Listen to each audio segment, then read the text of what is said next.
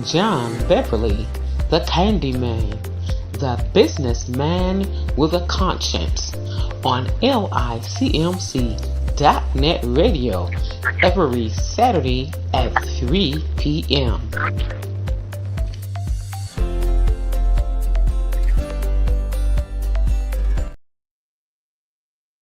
Hello, everyone. This is John Beverly, the businessman with a conscience here at the Archimelon Village, where each one reach one, each one teach one brick, one building, one block at a time. And as we often say, people don't care how much you know until they know how much you care, and we show that by the things that we do. And today, I would like to talk a little bit about love, husband, wives, children, families, and friends. And in doing so, I kind of thought about, you know, what does love has to do with it? Well, love has everything to do with it.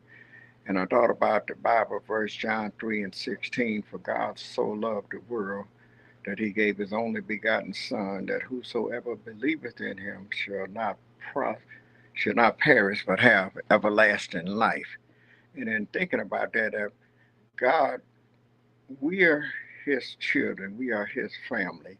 And I was just thinking, not less than 30 minutes ago, um, one of my little nieces come up here with her two children, and as they were shopping here at the village store, and as they was leaving, they say, "I love you, Uncle John," and I said, "Uncle John, love you too." I say, and you keep that going. You keep that. We was raised that. We was taught that. Our family taught us to love one another. We love our enemies. We love our neighbors. We love our families and friends. And you don't have to go out the way or do stupid stuff because you love them, but you have to love them. We have to love one another. We have to put our faith in one another. And I was telling them before that my family, their family, we all was brought up in the church. We was brought up that when you have family, you have family if you don't have nobody else. And we should be able to count on one another. And And in thinking about that, I was just thinking about how close the family is, even in the church, even with the church family.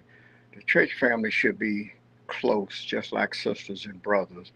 You know, not just because it's a church family that you love one another, but we're supposed to love everybody, but especially the church family. And you fellowshipping in a church, and there shouldn't be nobody there that's less popular, less this, that, or whatever. But you should treat each other with the same respect, the same love, the same care, and the same concern. When our brother fall, we should. The only time my father said that you would look down on him is when you was picking him up. And there are conversations that we have in the family, and just a little bit to think about that. You know, sometimes we find ourselves we get caught up in our past. We get caught up in the things that we do, and we have, in a sense, what they call messed up in life so much that it's kind of hard to trust. It's kind of hard to love again. But we have to learn how to forgive one another. We have to learn how and realize that we need each other. There's a whole lot of things in life that I have made a lot of mistakes in life. Uh, a lot of them I'm not proud of. I can't turn back the hands of time. I can't change it. But what I can do is from this point on and move forward is to try not to keep making those same mistakes all over again.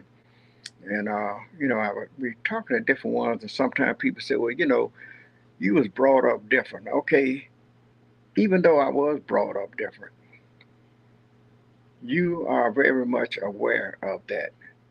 I was brought up with the love, but even if you wasn't brought up that way, we try to teach one another that when you learn better, you do better.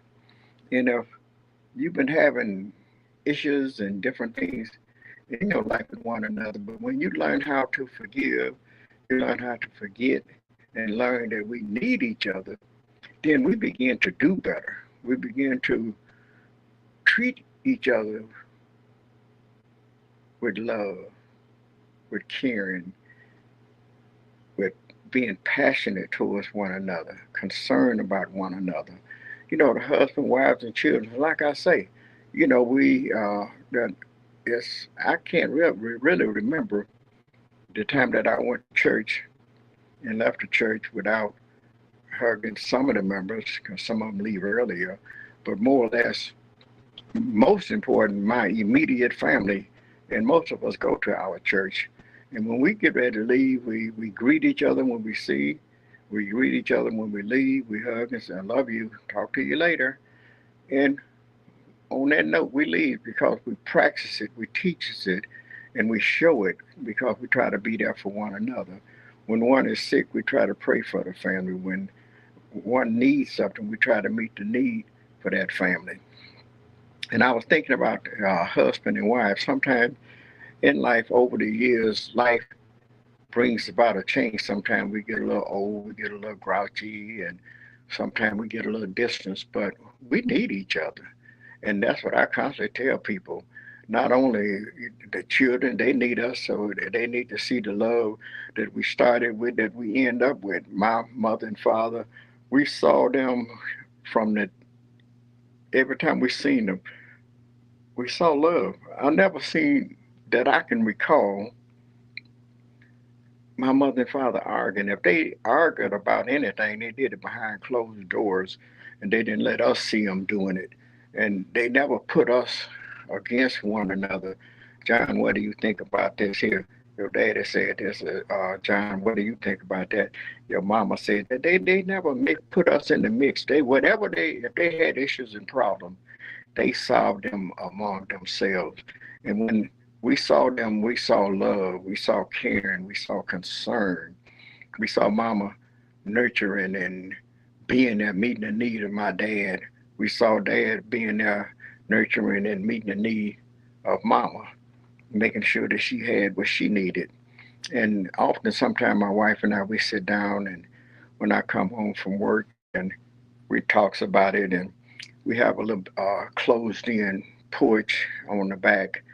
And sometimes when I come in, I don't feel like it all the time, but every now and then, even if I don't feel like it, I take the time out and share a few moments with her, and then she fix a pot of coffee, and we go out there and sit out on the back porch on that little deck, and just enjoy the fruits of our labor. Look out at our little lawn and the flowers and the birds and the bees flying around. And if it's over in the evening, the little crickets making their little noise and doing whatever they do, and reminiscing and talking about different things and the family, what's going on in the family, what my day was like and what her day might have been like, and just enjoy in each other's company, because we need that. We need the companionship. We need the fellowship.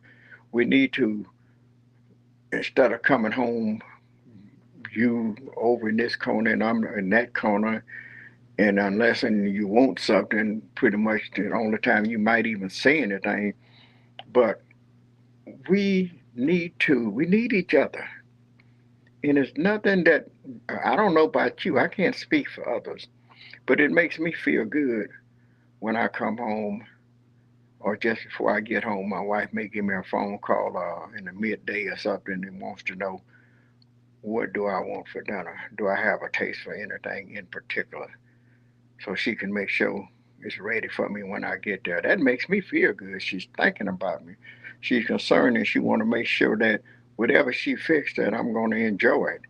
And sometimes I may have a taste of something in particular.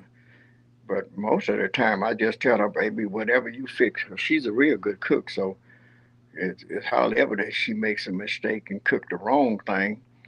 Sometimes I tease her with her. She fixes soup, and I tell her, yeah, that's healthy, and it truly be healthy because it has some of almost every vegetable you can almost think of being in it sometimes.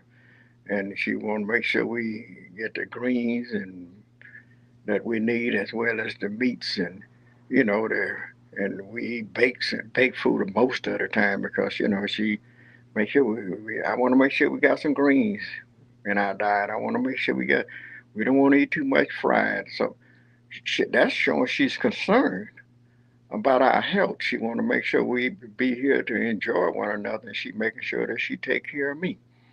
And every now and then, sometimes we get out of church, I may not even say nothing to her, but just to let her know that I appreciate her. And even if she be done fixed dinner sometimes she'd be getting ready to go home to fix dinner. And we leave out, and sometimes she'd look up, she said, where are we going? Because if we be done off track, be done headed in another direction that we don't normally go in. So then she pretty much just about know me. So she have an idea that I probably is taking her out to dinner or something of that sort. And most of the time that'd be the case. And I said, well, I don't know in particular, but I thought I'll surprise you. And we don't, it ain't no big place or nothing in particular. You got to be going to Red Lobster, Joe Mirrors, and all of those, Omniamo, and all of them different kind of places. If you can afford it, that's fine. But sometimes we just drop in Golden Corrals every now and then, and sometimes even that's a hit and miss. Sometimes you enjoy it, sometimes you don't. But what's most important, we enjoy one another company. We may start off with our meal and a drink or something, and then we end up with a cup of coffee most of the time. And after we get through eating, we sit there and we kind of chat about different little things, and we go on home. And she lets me know too. She said, "John, thank you. I appreciate that." I said, "Yeah, I thought I'd save you a little time, and that's because when I get home, I don't want you in there messing around in that kitchen too long. I want you to come in there and sit on the lounge next to me, and we watch a little TV together and enjoy it. And if I'm watching something, we sit there together. And if it's, sometimes I even ask her, I say, is that okay with you? You want to watch something else? And she may say, no, that's all right. And then sometimes she may be watching something in particular. And she'll ask me, I'm just watching that. If you want to watch something else, you can change the channel. She takes it into consideration. And that's what we need to do as a whole, to not to take one another for granted. Take it into consideration that we might be doing something at that particular time, rather it's watching TV or doing something else, but to be concerned about the other, your significant other. And we make sure that our children is all right. Every now and then we don't talk to them after a period of time. We have to call them grandkids. We have to call our children. And I tell them that it reminds me of my mother and father when we was coming up, because they always used to would tell us, what happened? We haven't heard from y'all in the last few days. So on that note, I just want to make sure that I want to remind you guys to take the time out and love on one another. So thank you for listening to John Beverly, the businessman with a conscience, here at the Alcumalon Village, where each one reach one, each one teach one. One brick, one building, one block at a time. And as we say, people don't care how much you know until they know how much you can. We show it by the things that we do. So let's continue to love on one another. Thank you and have a great day.